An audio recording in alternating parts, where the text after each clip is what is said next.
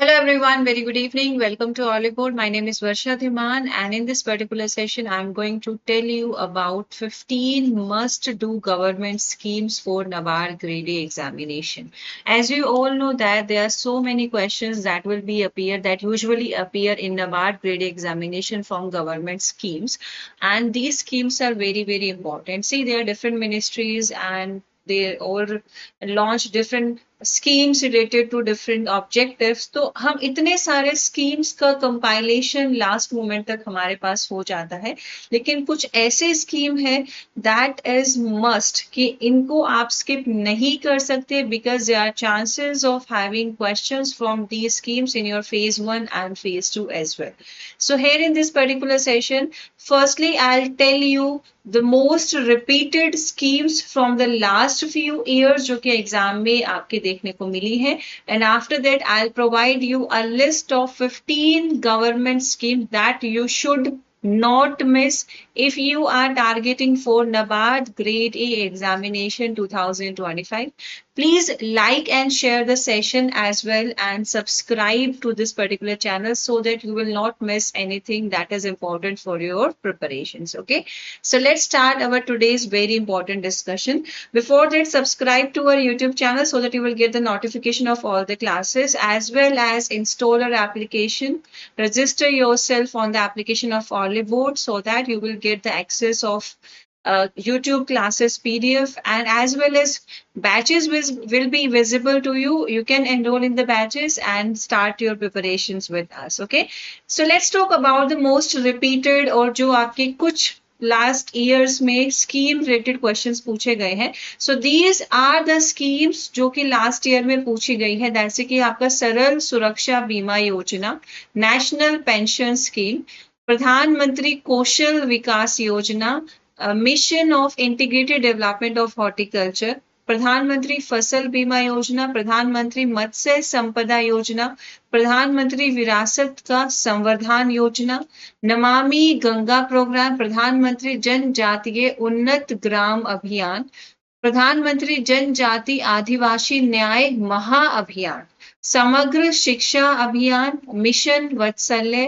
प्रधानमंत्री श्रम योगी मानधन, प्रधानमंत्री आवास योजना ग्रामीण, स्वामित्व, national mission for sustainable agriculture, संसद आदर्श ग्राम योजना, प्रधानमंत्री कृषि सिंचाई योजना, दीनदयाल उपाध्याय ग्रामीण कौशल्य योजना, प्रधानमंत्री किसान संपदा योजना. देखो, प्रधानमंत्री मत्स्य संपदा योजना, फिर प्रधानमंत्री किसान संपदा योजना, ऐसे ही एक बार national mission for sustainable agriculture आ रहा है, एक बार mission for integrated development of horticulture आ रहा है, एक बार प्रधानमंत्री फसल बीमा योजना आ रहा है, एक बार प्रधानमंत्री कृषि सिंचाई योजना आ रहा है.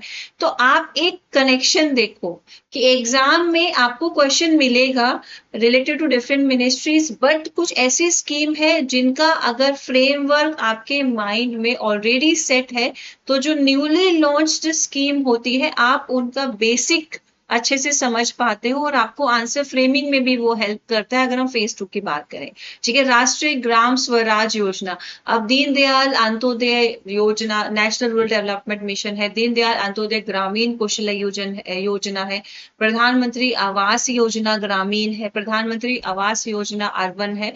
तो देखो, these are some common schemes. ठीक है, राष्ट्रीय ग्राम स्वराज योजना, मनरेगा, ठीक है, Mahatma Gandhi national rural employment guarantee act, Pradhan Mantri Fasal Bima Yojana, Deendayal Antyodaya national rural livelihood mission, Pradhan Mantri Kisan Maandhan Yojana, Deendayal Antyodaya national rural livelihood mission, Samagra Shiksha, अटल पेंशन योजना, प्रधानमंत्री आवास योजना अर्बन, प्रधानमंत्री श्रम योगी मानधन योजना, प्रधानमंत्री जीवन ज्योति बीमा योजना.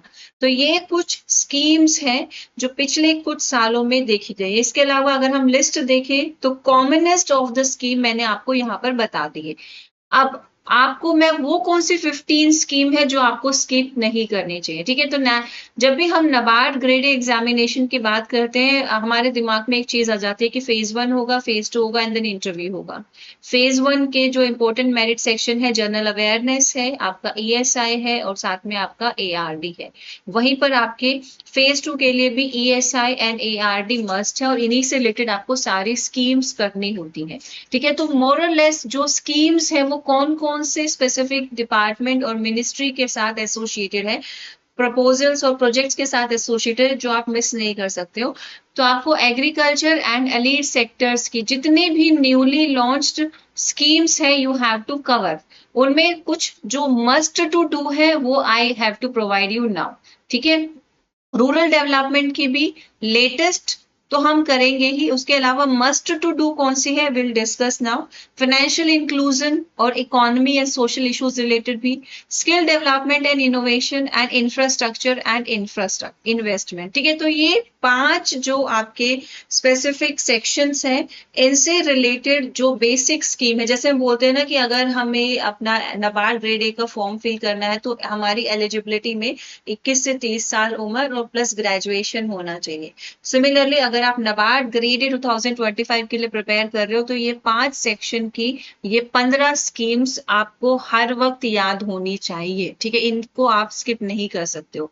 तो एग्रीकल्चर एंड एलीड सेक्टर में प्रधानमंत्री फसल बीमा योजना, ठीक है, लेटेस्ट अपडेट इस स्कीम में हो रहा है, वो आप उसके अंदर एड ऑन करते रहेंगे, लेकिन इसका बेसिक फॉर्मेट भी you should always no.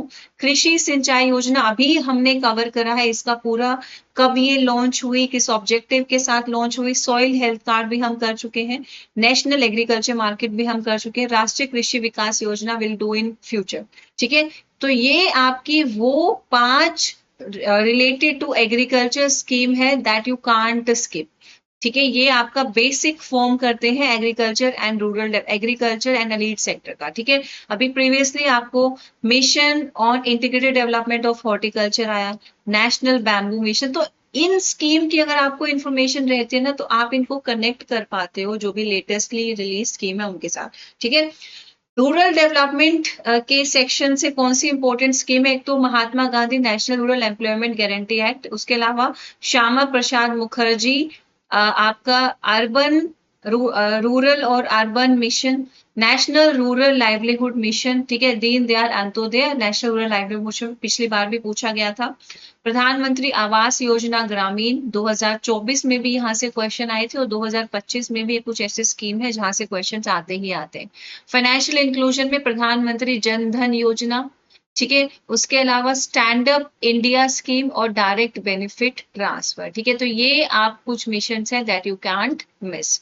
Under infrastructure and investment, agriculture infrastructure fund हमने अभी कवर करा। पीएम किसान सम्मान निधि योजना जिसके तहत क्या दिया जाता है, 6,000 रुपीज पर ईयर दिए जाते हैं 3 इंस्टॉलमेंट। सो ये आपका इन्वेस्टमेंट, सरकार आपको ये मनी प्रोवाइड कर रही है, डायरेक्ट बेनिफिट ट्रांसफर आपके अकाउंट में हो रहा है ताकि आपका लाइवलीहुड आप अर्न कर सको, आपका फाइनेंशियल इंप्रूवमेंट किया जा सके। ई श्रम पोर्टल, ठीक है। उसके अलावा स्किल डेवलपमेंट एंड इनोवेशन की इंपॉर्टेंट है, skill India mission, agri clinics and agri business centre scheme, ठीक है। तो ये वो 15 मस्ट टू डू स्कीम है। उसके अलावा एग्रीकल्चर रिलेटेड जितनी भी एलीड स्कीम्स है ये 15 तो यू कांट स्किप। 15+1 हो सकता है, 15+2 भी हो सकता है, but these are the scheme that you can't skip. और आपको कमेंट करके बताना है कि इनमें से कौन कौन सी स्कीम है जो आप कंप्लीट कर चुके हो। एग्रीकल्चर वाले तो आई थिंक सो आप सब कर चुके हो, उसमें तो कुछ ऐसा बचा नहीं है जो हमारा रहता होगा, ठीक है। और aspirants you always have doubt कि which particular thing we have to focus upon, I always say कि आपको YouTube पे जो हम क्लासेस दे रहे हैं वो भी आपको करनी है, बैच की क्लासेस भी important है to improve your static। अगर आपके पास कोई agriculture and economics related study material in the form of books available है, you also can refer the books and साथ साथ में you should also make your notes। आपको सेल्फ स्टडी भी करनी है, then only you will be capable of being in the race for the last day। Last day means to say final interview तक, ठीक है। तो all these 4 sources are important for you and this batch is must to इसमें भी आपको enrol कर लेना चाहिए if you want to prepare for NABARD grade examination. All the classes and all the current affair and related news are also available in this batch. ठीक है. And please make sure ये जो to do list का मैंने यहाँ पर आपको एक बनाकर दिया है, आप इसमें इस तरह का एक प्रिंट आउट निकाल लो अपने पास. You always have this print out with you. And one more important thing, ठीक है, ऐसे प्रिंट आउट में 15 तक लिख के सारी स्कीम्स के नाम लिख के बताओ कि भाई ये हाई प्रायोरिटी तो है ही, आपने कर लिया है या फिर आप इसको इन अपकमिंग टाइम करने वाले हो. ठीक है.